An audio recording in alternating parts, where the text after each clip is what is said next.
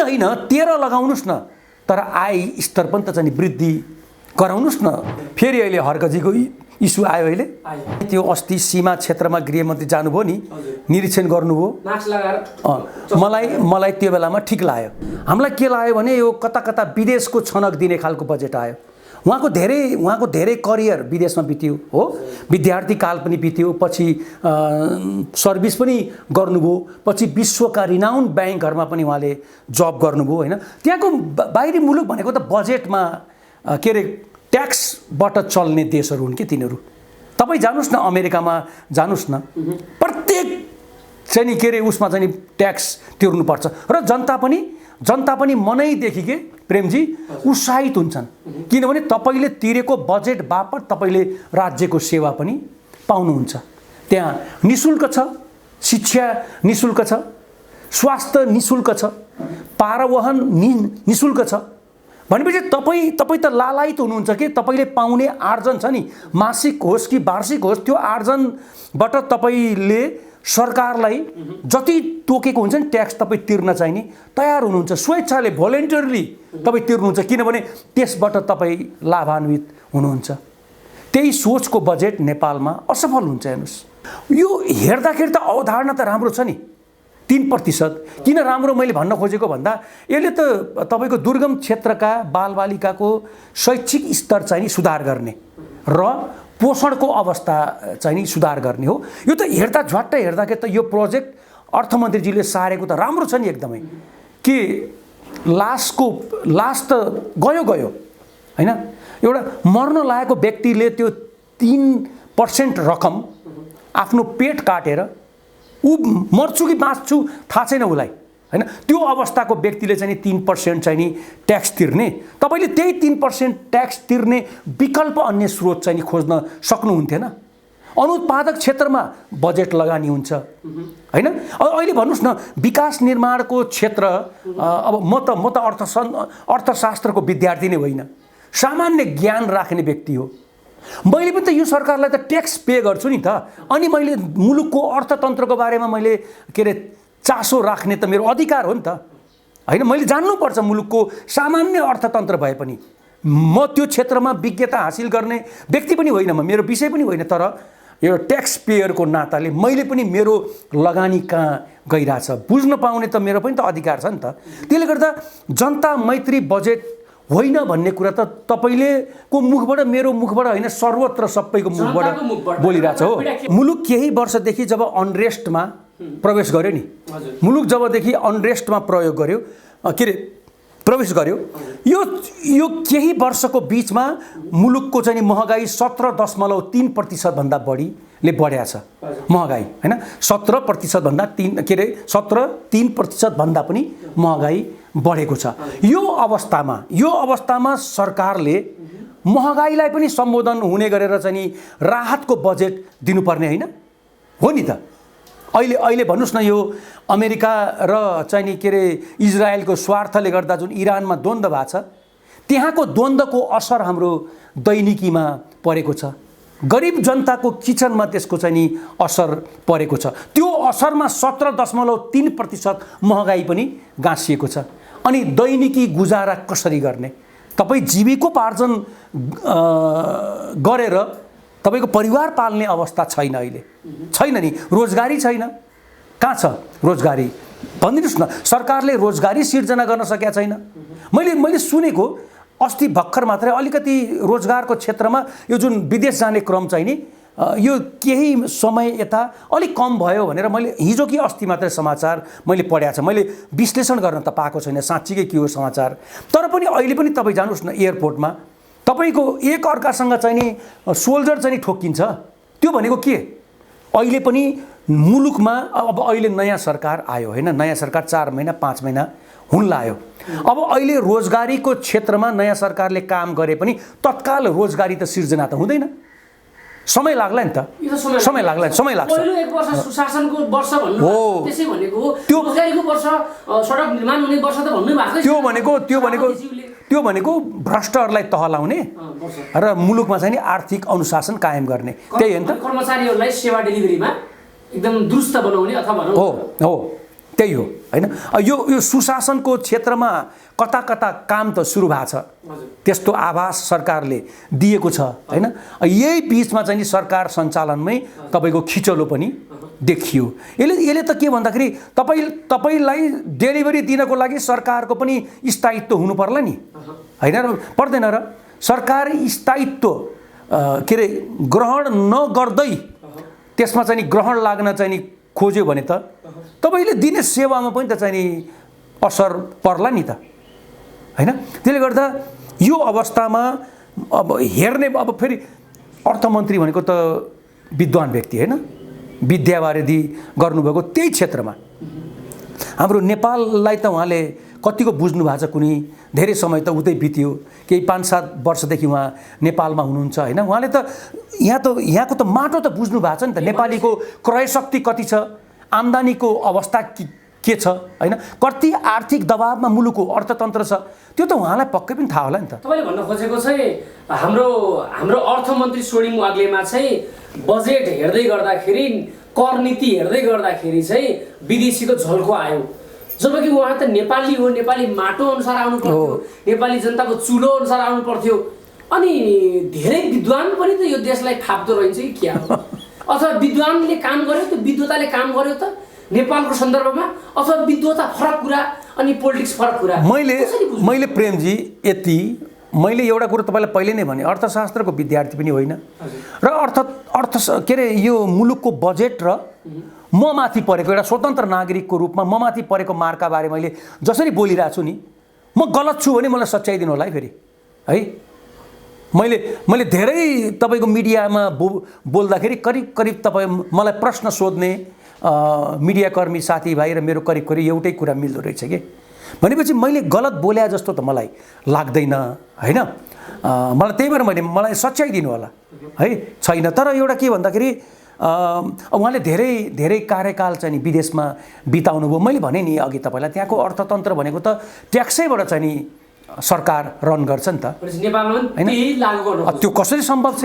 आकारको बजेट ल्याउनु हो तपाईको आय स्तर र क्रय शक्ति चाहिँ नि जबसम्म बढ्दैन नि तबसम्म चाहिँ नि तपाईको के अरे यो दबाब, यो के अरे करको दबाब तपाईले थेक्न सक्नुहुन्छ हो?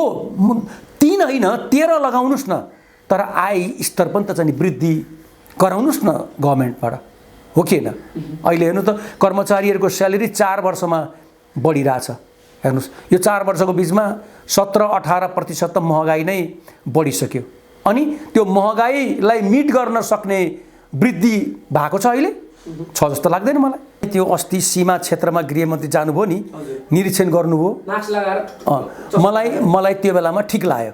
किन ठिक लाग्यो भन्दा, जस्तो मै पनि कार्यालयमा बसिरहेको छु, तपाईँ मेरो मातहतको स्टाफ, तपाईलाई मैले कुनै क्षेत्रको बारेमा वस्तुस्थिति बुझेर, तस्करीको क्षेत्रमा होला, अपराधको क्षेत्रमा होला, अन्य क्षेत्रमा होला, तपाईलाई मैले अराएँ, त्यहाँको बारेमा बुझेर मलाई खबर गर्नुस् त। त्यहाँको प्रशस्त मलाई चाहिँ गुनासो ग्रिभ्यान्सेसहरू आछ त्यहाँबाट भने तपाईबाट मैले हुबहु त्यहाँको चाहिँ वस्तुस्थिति तपाईले सही रिपोर्टिङ मलाई गर्नुहुन्न। त्यो पक्कै हो, त्यो 100% सही कुरा हो, मैले झुट बोलेको छैन। अब त्यस्तै गरेर गृहमन्त्रीज्यूले उता जाने संयोग मिल्यो होला, उहाँको केही काम थियो कि के थियो मलाई थाहा छैन, तर उहाँ ल ठिक छ, मुलुकको गृहमन्त्री उहाँकै मातहतमा सुरक्षाकर्मी, त्यो बर्डर क्राइमको लागि, बर्डर तस्करी रोक्नको लागि खटिएका सशस्त्र प्रहरी पनि त उहाँकै मातहतमा हो नि त। कसरी बसेका छन्, उहाँ जानु भनेको त्यो तस्करी बुझ्नु मात्रै होइन नि, कर्मचारी कसरी बस्या छ, के खाइरहेछ, ब्यारेकको अवस्था के छ, डुबानको बेला छ अहिले। एकचोटि तपाईले दृश्य हेर्नुभयो होला, सशस्त्र प्रहरीको त्यो के अरे एपीएफ बर्डरको सुरक्षामा बसेकोहरूको ब्यारेक चाहिँ नि देखाइदिएको थियो एउटा राष्ट्रिय मिडियाले, पुरा पानी डुबान क्षेत्रमा, हो कि होइन? त्यो पनि हेर्न गएको त राम्रै होला नि त। त्यसलाई रिलोकेट गर्ने हो कि त्यसलाई कसरी स्ट्रेन्थेन गर्ने हो, त्यो पनि त गृहमन्त्रीज्यू जानु र हैन अरूले उहाँलाई ब्रिफ गर्नु, त्यो फरक कुरा हो।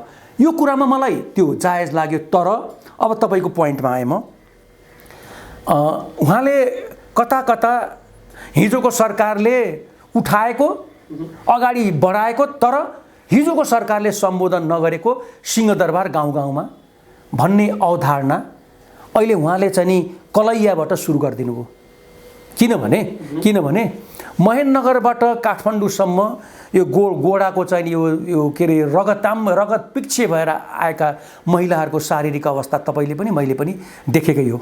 उताबाट तराईतिरबाट चाहिँ काठमाडौँमा यो सुदखोरहरूको विरुद्धमा मिटर ब्याजीहरूको विरुद्धमा आवाज उठाउन आएकाहरूको स्वास्थ्य अवस्था हामीले पनि देखेकै हो।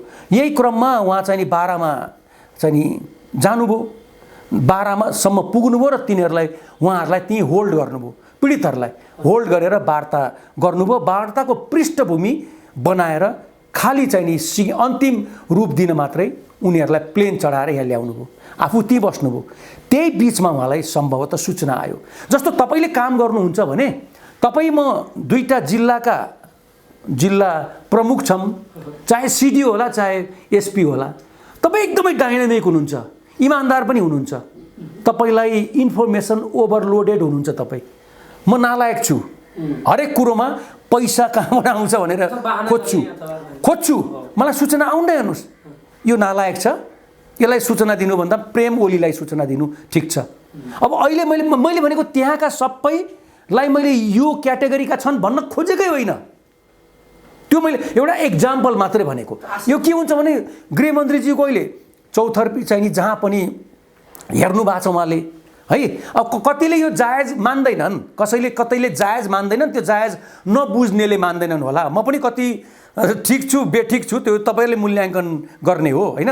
तर म हिजोको दिनमा यही पृष्ठभूमिबाट आएको व्यक्ति हुँदा होइन, उहाँ अहिले बढीभन्दा बढी रिजल्ट ओरिएन्टेड युवा गृहमन्त्रीको रूपमा हुनुहुन्छ। त्यसले गर्दा यस्ता पात्रलाई सूचना पनि बढी आउँछ अहिले बढी आउँछ। यस्तो क्षेत्रमा यसरी काम गर्नेहरूलाई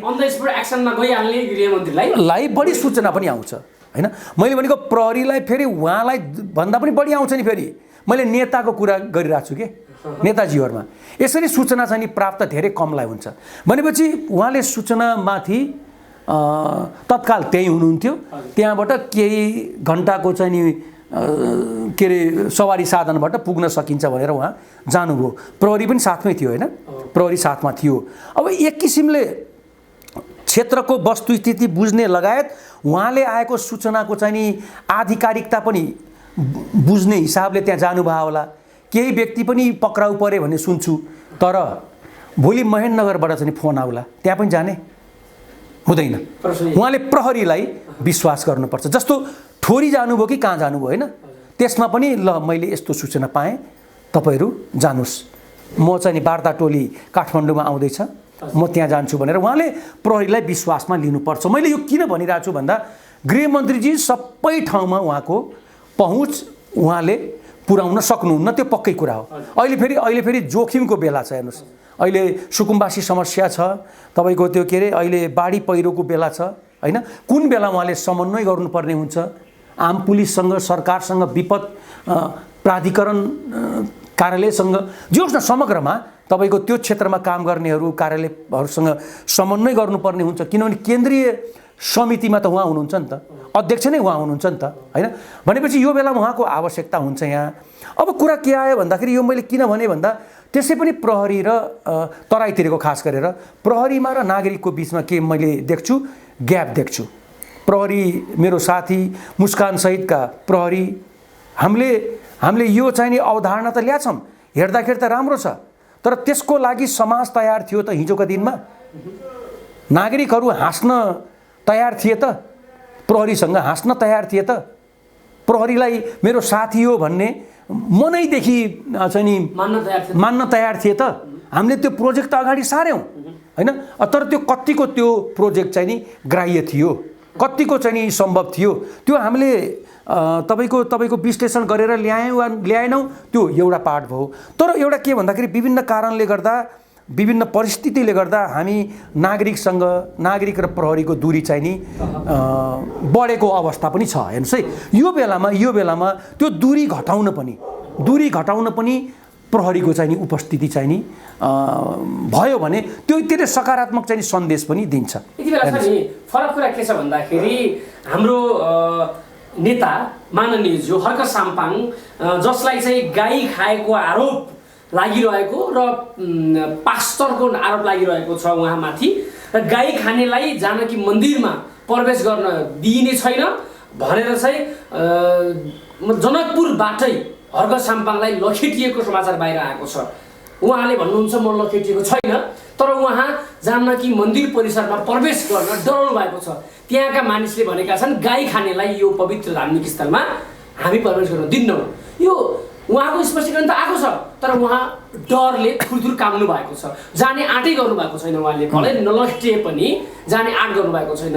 यो गाई खाने प्रसङ्ग एकले अर्को धर्मको सत्य सिद्ध्याउने अथवा सत्यानाश पार्ने यो किसिमको वार कसले क्रिएट गर्दैछ भने एउटा नेता जिल्ला प्रवेश गर्न गाह्रो अवस्था। अघि मैले भर्खरै अघिको मिडियामा बोलेको थिएँ।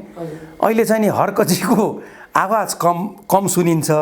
हिजो आज त चाहिँ नि के अरे ज्ञानेन्द्र साईजीको आवाज खुब सुनिन्छ भनेको थिएँ। फेरि अहिले हर्कजीको इस्यु आयो। अहिले यो धर्मनिरपेक्ष राज्य हो। यो संविधानले नै सबै धर्म स्वतन्त्र छ हैन, त्यो व्यवस्था त्यो सुनिश्चितता गरेको छ। हामीहरूमा त्यो कम्युनियल फिलिङ्सहरू धेरै कम छ, त्यो आउन पनि हुन्न हैन। सबै आफ्नो आफ्नो धर्म प्रति आस्था राख्ने अलग अलग चाहिँ नि के अरे हामी सम्प्रदाय समुदायहरू छौँ, नागरिकहरू छौँ हैन।